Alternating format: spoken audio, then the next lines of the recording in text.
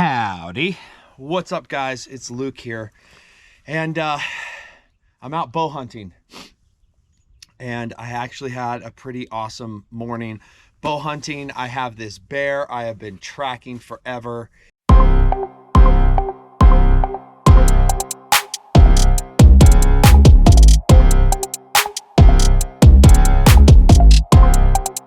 He's in this area just about 1.5 miles from where I'm at right now. And I just got within 30 yards of him and I just felt the wind from my face just circle around in my ear, and he gave a big old huff, which shook my whole body. And he bailed on me. Having said that, I'm maybe the worst California bear hunter on the planet. And I am not I believe I'm a good archer. I'm an okay bow hunter. I've had success hunting everything I've hunted except bear in California. I'm a really crappy California bear hunter, but I'm gonna start talking about how I got into archery, and I'm gonna go over the gear that I purchased, because this came from really only about 5 of you.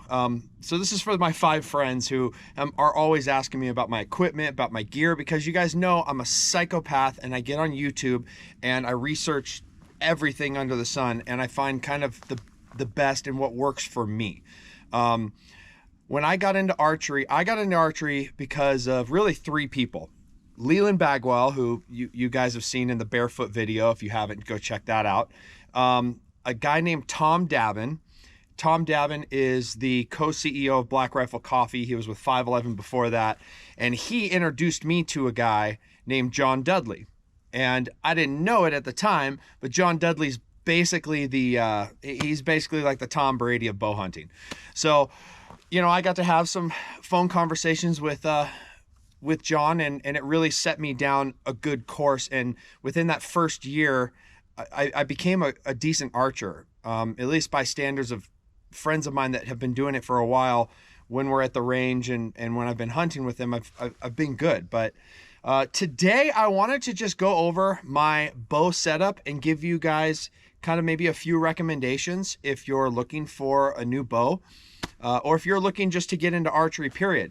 So number 1, I've got three people for you to go ahead and follow, and I'm going to put their links in the description. Number 1 is John Dudley, Nock On, Nockon. Check out his website. All of the archery learning that I've done, and I've had some private lessons with coaches and things like that, and I continue to do that, but John really put me on this like hyper speed path to becoming a really good archer. And he has a whole series called The School of Nock. You need to check that out if you're even thinking about getting into this, and just listen to what he does. Like everything he says, everything he sells on his website is golden. It's really, really great stuff. So I encourage you to go and check that out. Check out Nock On Nation. Number 2, Elk Shape. I've talked about them a while ago because I had one of their t-shirts on.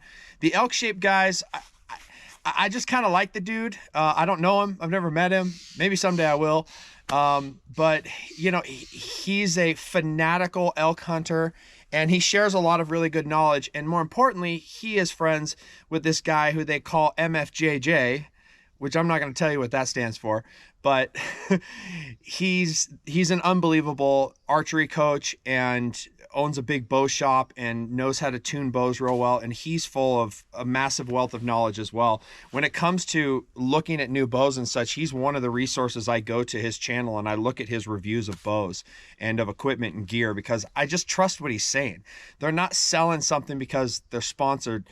Everything they kind of talk about, it's like, it's stuff that they're into. Now they have some relationships like with Matthews bows and stuff, which are awesome bows, and someday I will own a Matthews, but those guys are great, and watch their public land hustle for just ultimate stoke. And the last guys are the guys from Born and Raised Outdoors. I had a t-shirt on theirs in my last video. The Born and Raised guys are amazing. And just for just getting stoked on going hunting, or if you want to really see what it's like hunting public land, go watch those guys. It's hours of content. I've sat there at night driving my wife nuts with the elk bugles, and she's like, what are you doing? What do you want? but I watched their stuff and I learned so much from it. And I feel like those 3 channels specifically really gave me this big jump start into my bow hunting, fanaticism, which is really what it is. But I'm going to go over real quick just my bow setup. Now, this isn't what you need to buy. This is what works for me, and this is what I'm into, and I'll kind of tell you the reasons why I bought some of these things. Number one, first and foremost, is my arrow. I'll keep this quick. I'm shooting a Victory VAP SS 250 spine arrow, and I have John Dudley's knock-on vanes on there with his little wrap. And then I am shooting a Schwacker broadhead from Levi Morgan, the Levi Morgan 100 grain Schwacker broadhead. I have my reasons for that. I did my research. Levi Morgan's another guy who I watch a lot of his content. And when I saw the explanation and the science behind these broadheads, I was just kind of sold. And I've killed, what am I at now? 5 animals with this broadhead, and all of them have just been devastating. You know, the fixed blade thing, mechanical blade thing, all I gotta say is I'm 6'4". I have a 32-inch draw.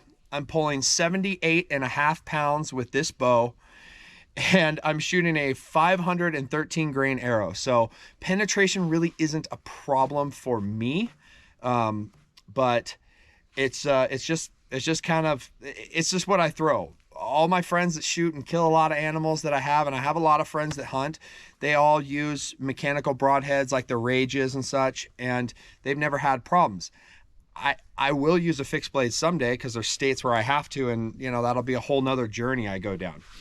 My sight is an Excel landslide. This sight has a awesome metal sight tape. It's on the Picatinny mount, which works up great with this bow. So it's all nice and in line. And that's been a big jump up from my former bow, which was a PSE.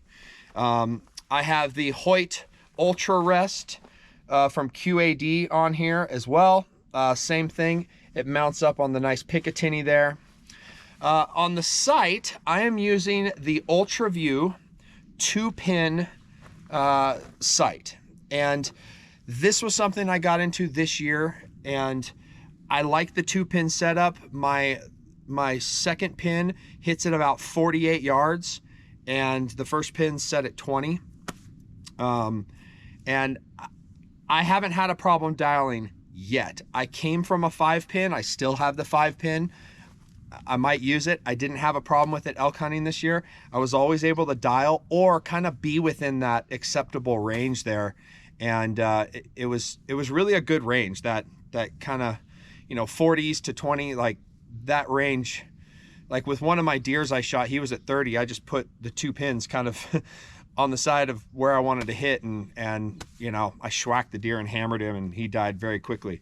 For my stabilizers, when this bow came out, so this bow is the Hoyt RX5 Ultra with the 80-pound limbs that came out to about 78.5 to 79-ish. AAE came out with these stabilizers for this, and I really liked these small stabilizers. Now, the geometry of this bow, and go ahead and look up this bow online, look at MFJJ's review on it, but the stabilizer being out here, it's almost like having a long, like 13-inch stabilizer. So they kind of have this, they call this the plug. I was able to screw this stabilizer into the plug, and that just worked for me. I do have a dead shot on this. It really quieted down the bow quite a bit. And then I do run a back bar, but it's a nice small back bar, and it's set in pretty far. What am I at degree? I'm at 9 degrees on this. So it's set in. It's a really nice, sleek setup and slim setup. The rest is the Tight Spot 2.0 carbon 2-piece rest. I do miss having, or not rest, sorry, quiver. I do miss having a 1-piece quiver. When I'm whitetail hunting with Leland, I like to take the quiver off, and I'll actually set my stabilizers up a little bit differently for that. And it's nice to pull the quiver off, hang it on the tree, pull an arrow out. It's nice to have that option, but for right now, this 2-piece, just, you can see it can get so close to the bow. And it's such a nice, slim, compact rig. I used to have a PSE Evo 33, and that was an awesome bow, but whitetail hunting, I mean, you know, a lot of people think I'm crazy and call me a wussy, but whitetail hunting with that thing sucked because it was aluminum, and aluminum gets really cold when it's cold out. And I knew I really wanted a carbon bow, and I liked the Hoyt. And when Hoyt came out with the RX5, I jumped on it and I bought it right away. I wish I would have waited for the RX7. From what I've heard from people, the RX7 it's really an amazing bow, and you know, fixed some of the things that issues people had with this bow. I have not had an issue with this bow. The string I have is from a young kid named Taylor Spoolstra. He's this gnarly pro, amazing, shoots for PSE and a bunch of other people. But it's a waxless, waterproof string that he made me, and he's the one who tuned the bow as well. Between him and my bow tech, which is a young girl named Megan, and she works at Orange County Archery, in the area, from what I've seen, she's the best tech I've been able to find. But if, you know, Taylor's ever in town, I try to get him to come and work on my bow and just work with me. But he did the all-around setup of this. Little things I might need here and there, I go to Megan. If you're going to buy a bow, the number one thing I'll say, guys, is find a really good, reputable bow shop in your area. Find a place that specializes in archery. Don't go to Bass Pro Shops. Don't go to Turner's. Go somewhere like here in the area. We have, you know, some really great shops down in San Diego. There's Performance Archery, Orange County Archery. In the OC area, there's some other shops, but I haven't had great experiences there, and in the way I've been treated and such. But Orange County Archery treated me great. She's an amazing tech. You're gonna trip because she's a young girl, and you're gonna be like, this girl's gonna work on my bow, and she's unbelievable. And some really reputable high-level shooters have told me that they think she's one of the best in California. So I'm really stoked. I found her and became friends with them. Her and her husband and I have you know, become good buddies, and they've helped me out a ton. They helped me get this bow. I really, really wanted it, and they were hard to find at the time. But that's my bow setup. I'm sorry I don't have some crazy, you know, detailed review or anything, because I don't really think I'm good enough to tell you about a review. But the rest of my gear, I run all First Light clothing, First Light stuff for everything, motorcycle, camping, whatever I'm doing outside, I'm usually always wearing First Light gear. There's 3 companies to look at if you're buying hunting clothing, and that's Sitka, that's Kuiu, and that's First Light. And for me, the price and the value that I get out of the First Light is second to none. I think it's as good as that gear, if not better in a lot of ways, especially these new Foundry pants are like amazing, and their puffies are great. But the price is awesome. It's owned by Steve Rennell from Meat Eater. There's another good one. Go check out Netflix, watch Meat Eater for a lot of stoke. My bino harness, I've switched in and out, but I've been with this marsupial harness for quite a while. I do run a range-finding bino from Swarovski. These were a gift. I could not buy these, could not afford these, but those were a gift from a buddy of mine. And then I run the Leupold. Full Draw 4, RX Full Draw 4.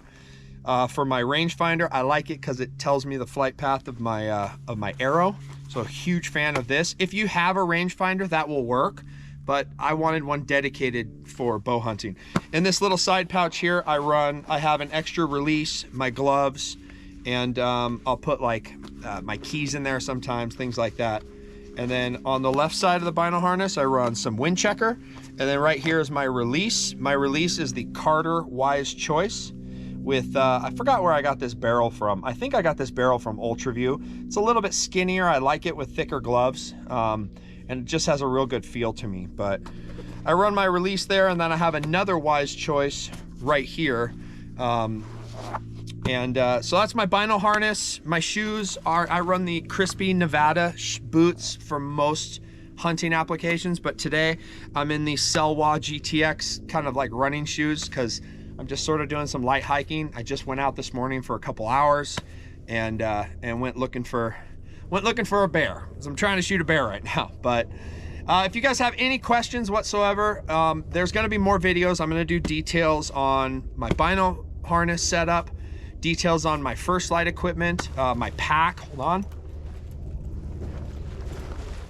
This is my pack, the Exo mountain gear from, this is the Born and Raised Outdoors edition. I actually liked the way they situated that pack quite a bit. I'll go through my kill kit, why I have the stuff I have, and everything I've got. I've either, you know, had a friend tell me, or I learned on YouTube, just watching guys and what they had in their kits. So I'll try to pass that knowledge on to you guys. And what I'm encouraging you guys to do more of is just get outside. Just find something you're passionate about and go do it. Archery took me a lot of time and focus that first year to get good and to get to a place where I could ethically harvest an animal. And I'm good out to 100 yards, no problem with this bow hitting a paper plate. I'm good at 70 hitting a softball, like cold right now. So I think a lot of that comes from shooting. I think a lot of issues archers have had, I don't have because of my firearms experience. I think it transitioned really well into archery, but it's kind of a new passion of mine, and I love harvesting game. I love harvesting my own food. Elk is delicious. Deer is delicious. All these things are amazing, especially if you take the time and prep them.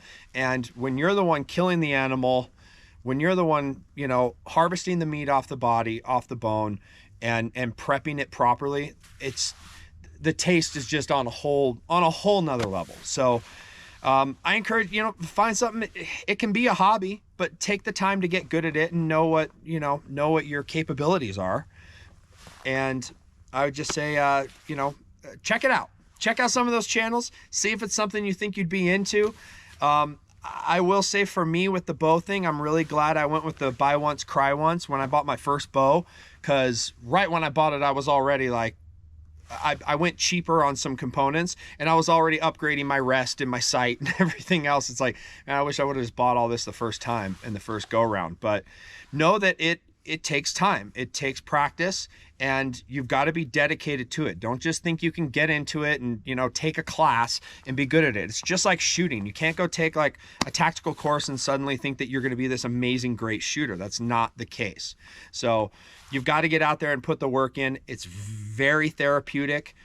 I love going to the archery range. It's just nice and quiet and peaceful, and I've got a little setup in my backyard as well. I love just going out there, and I am at least, no matter what, at least shooting 15 to 30 arrows a day, like no matter what, unless I'm gone on a trip somewhere. And even then, I have a shot trainer I take with me sometimes. But, you know, spend the time, get good, get the knowledge, and then get out there and start stalking some animals and just start having fun. Being out here today, I mean, it's amazing. Outside of the fact I miss my wife and kid, it's awesome just being able to get out here in the morning and then drive home this afternoon and go spend time with the family. So encourage you guys to do it. That's all, guys. If you have any questions, leave them in the comments below. Please consider liking and subscribing. A lot more hunting stuff to come. Again, it's not the way, it's just a way. I am no means an expert at this. Maybe you guys have something to share with me. Please tell me, leave them in the comments below, or send me a message, or hit me up on Instagram, whatever. I'm always down to take in new knowledge. Lately, a lot of guys have been throwing broadheads at me, and that's been a fun little conversation. And it's just like, well, can I borrow one? And I went and shot it, and I was like, oh, that didn't work the way I wanted it to, but you know, okay. So that's my bow setup. Hope you guys enjoyed. I'm gonna go home and take a shower because I stink. Boom.